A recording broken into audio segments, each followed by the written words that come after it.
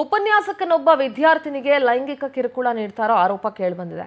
College ವಿದ್ಯಾರ್ಥಿಗಳು ಹಾಗೂ ಪೋಷಕರು ಪ್ರತಿಭಟನೆ ನಡೆಸ್ತಾ ಇದ್ದಾರೆ. ಕಾಲೇಜಿಗೆ ಮಕ್ಕಳನ್ನ ಕಳಿಸೋದು ಪಾಠ ಓದ್ಕೊಂಡು ಬರಲಿ, ಸರಿಯಾಗಿ ವಿದ್ಯೆ ಕಲೀಲಿ ಅಂತ ಹೇಳಿ. ಆದರೆ ಉಪನ್ಯಾಸಕರು ಪಾಠವನ್ನ ಹೇಳ್ಕೊಟ್ಟು ಬುದ್ಧಿ ಕಲಿಸಬೇಕಾದವರು ವಿದ್ಯಾರ್ಥಿನಿಗೆ ಲೈಂಗಿಕ ಕಿರುಕುಳ ಕೊಟ್ಟಿದ್ದಾನೆ. ಉತ್ತರ ಕನ್ನಡ ಜಿಲ್ಲೆ ಅಂಕೋಲಾದಲ್ಲಿರುವಂತಹ ಸರ್ಕಾರಿ ಪದವಿ ಕಾಲೇಜಿನ ಉಪನ್ಯಾಸಕ ಇದ್ದ.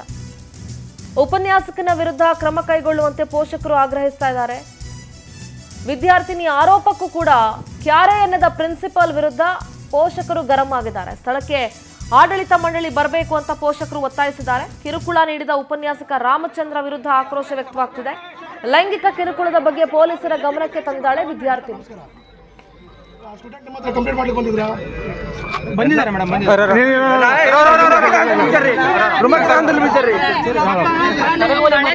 ವರ್ಷದಿಂದ ನನಗೆ ಕ್ಲೋಸ್ ಇದ್ದಾಳೆ. ಒಂದು ಡ್ರೆಸ್ ತಗೊಳ್ಬೇಕಾದ್ರೂ ಒಂದು ಕಲರ್ ಕೇಳಲಿಕ್ಕೆ ಬರ್ತಾಳೆ ಅವಳು ನನ್ನ ಹತ್ರ. ನೀವು ಗೊತ್ತಿದ್ರೆ ಯಾಕೆ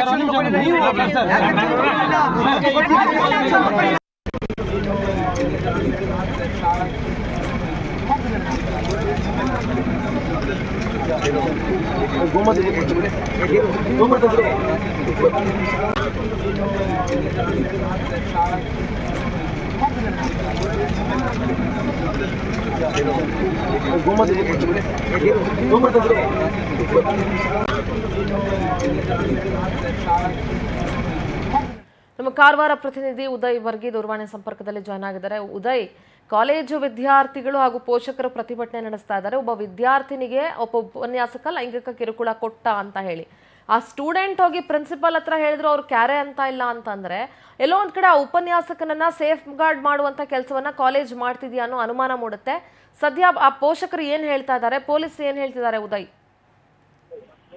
ಖಂಡಿತ ಸಿಂಧೂರ, ಏನಂತಂದ್ರೆ ಉತ್ತರ ಕನ್ನಡ ಜಿಲ್ಲೆಯ ಅಂಕೋಲಾ ತಾಲೂಕಿನ ಸರ್ಕಾರಿ ಪ್ರಥಮ ದರ್ಜೆ ಕಾಲೇಜಿನಲ್ಲಿ ಒಂದು ಘಟನೆ ನಡೆದಿರುವಂತದ್ದು. ಮುಂಚೇರಿ ಎನ್ನುವಂತಹ ಒಂದು ಗ್ರಾಮದಲ್ಲಿ ಕಾಲೇಜ್ ಇದೆ.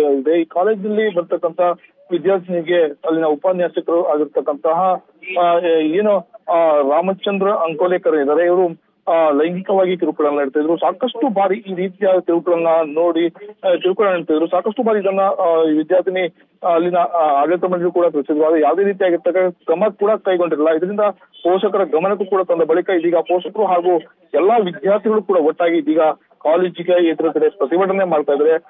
ಉಪನ್ಯಾಸಕರ ವಿರುದ್ಧ ಕಠಿಣ ಕ್ರಮವನ್ನ ತೆಗೆದುಕೊಳ್ಬೇಕು ಅಂತ ಹೇಳಿ ಅವರು ಹೇಳ್ತಿರುವಂತದ್ದು. ಈಗಾಗಲೇ ಸ್ಥಳಕ್ಕೆ ಪೊಲೀಸರು ಕೂಡ ಬಂದಿರುವಂತದ್ದು. ಅವರ ವಿರುದ್ಧ ಏನು ಪ್ರಕರಣವನ್ನ ದಾಖಲಿಸಿಕೊಂಡು ಅವರನ್ನ ಬಂಧನ ಮಾಡಬೇಕು ಅನ್ನೋ ಒತ್ತಾಯವನ್ನ ಕೂಡ ಮಾಡ್ತಾ ಇದ್ದಾರೆ. ಯಾವುದೇ ರೀತಿಯಾಗಿರ್ತಕ್ಕಂಥ ವಿದ್ಯಾರ್ಥಿಗಳಿಗೆ ಕಾಲೇಜಿಗೆ ಹೋಗಿದ್ದ ಸಂದರ್ಭದಲ್ಲಿ ಈ ರೀತಿ ಆಗಬಾರ್ದು ಎನ್ನುವಂಥದ್ದು ಎಲ್ಲ ಪೋಷಕ ಒಂದು ಅಭಿಪ್ರಾಯವಾಗಿರುವಂತದ್ದು. ಸಿಂಧೂರ, ಥ್ಯಾಂಕ್ ಯು ಉದಯ್, ನಿಮ್ಮೆಲ್ಲ ಡೀಟೇಲ್ಸ್ಗಾಗಿ.